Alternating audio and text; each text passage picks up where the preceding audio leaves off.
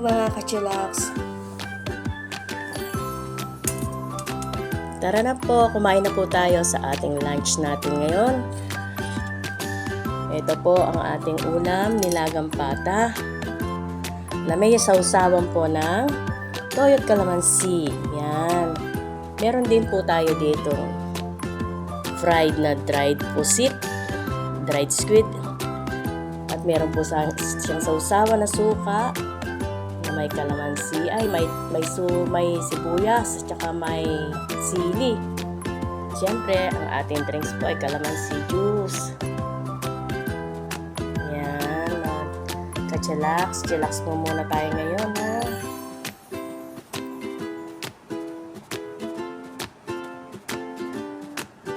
At siyempre, ang ating rice. Ito po ay wala pang 1 cup of rice kasi alam niyo na, may diabetes ako kaya medyo konti lang rice natin. Konti lang po.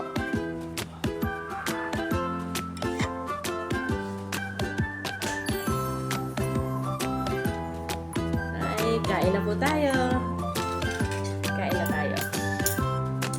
Enjoy your meal din po dyan sa inyong mga bahay.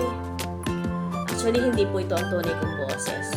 Pass muna po tayo sa ating song vlog kasi ako ay kasalukuyang may sore throat, uubo, pero okay naman po ako. At ito na lang po muna ang gagawin ko sa ngayon.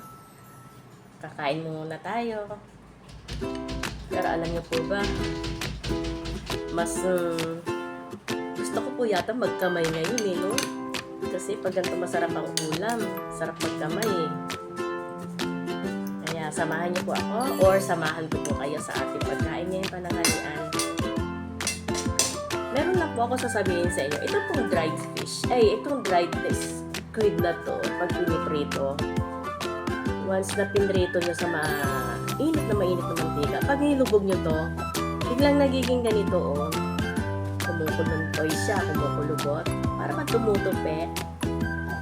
Minsan, hindi ko naluluto yung loob. Kaya ginawa ko, pagkalubog ko sa kanya, ayan siya, oh. Ang ginagawa ko, dinidiinan ko muna siya ng shenche for about 10 seconds, ganyan. Hanggang sa ma-fried muna siya ng konti. Kaya na-flat siya. Pagka ganito kasi, maluto, oh. Ang lutong niya, makakain nyo lahat, diba? Not like na pagka nakulubot siya, yung tumupi, hindi nyo makain lahat kasi minsan hindi naluluto. Tara, kain na po tayo. Kain tayo. Yan. Kain po kayo. Lagyan natin ng sausawan ang ating pusit. Sausawan na may maanghang. Mahilig po kasi ako sa maanghang. Pagka ayaw nyo na maanghang, huwag nyo lagyan ng sinin na buyo. Kain po tayo.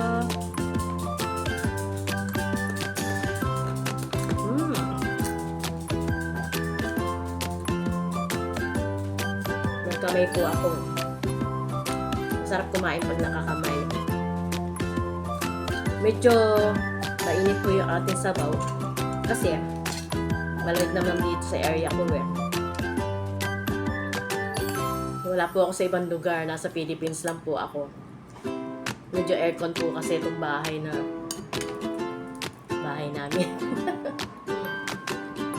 Hindi po, kain po tayo. Mabilis lang po ako matapos kumain. Kasi, konti lang naman yung rice ko eh. Dati po kasi marami akong kumain. Pero,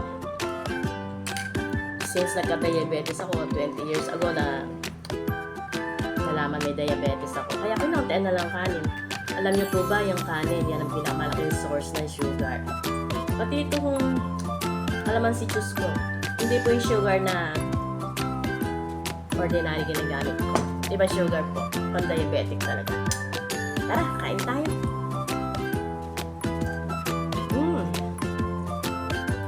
Sarap.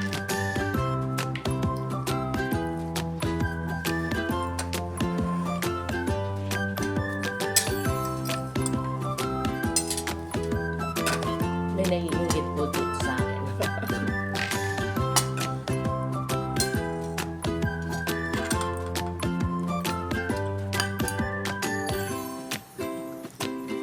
po yung kanin.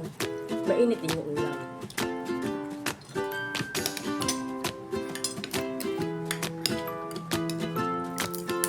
Siguro mga after 3 days, pwede na po ulit akong bumalik sa song vlog natin. Abangan nyo na lang po yun. Kain muna tayo. Bali, dito muna tayo sa food vlog natin. Tagal na rin naman po ako hindi nakakapag-vlog ng pagkain. Holy week pa yata yun.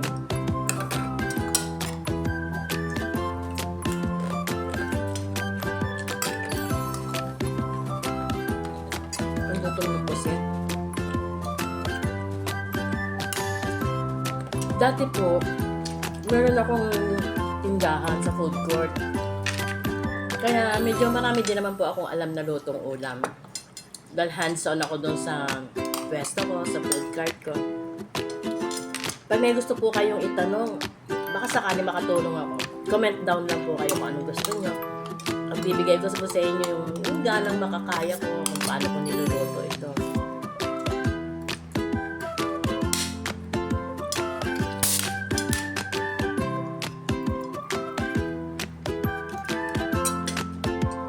Sabi nila, huwag daw masasalita pag your mouth is full. Pero okay lang, di ba? Kasi food vlog naman po yun. Mukbang tayo yun.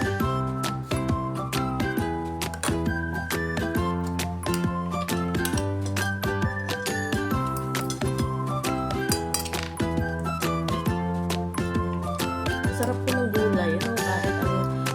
Ako kasi mas gusto ko gulay kaysa sa mga baboy-baboy. Isda, gusto ko na yung ganun.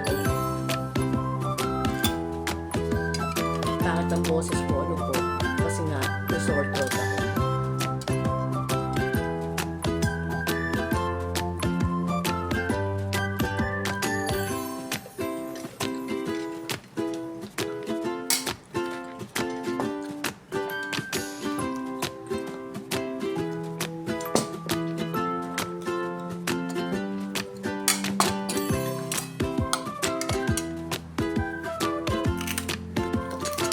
Calamansi juice. Hindi rin po siya gaano matamis kasi bawal din sa akin sugar talaga na natural na sugar. Kaya pang diabetes pa rin yung sugar nito. Medyo mahal pero kailangan.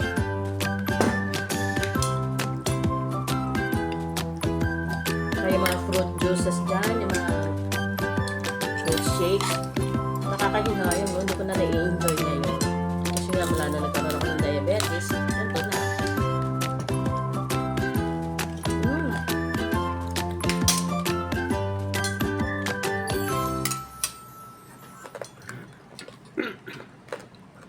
Nilagang pata is the best.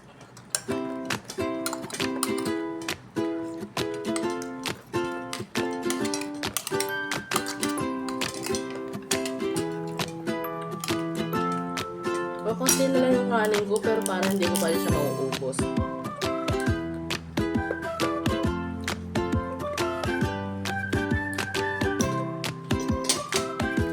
Konti na po kasi ako kumain ng kanin. Pero hindi po ako nagda-diet. Talagang sinadya ko lang kasi parang hindi na tumataas yung sugar.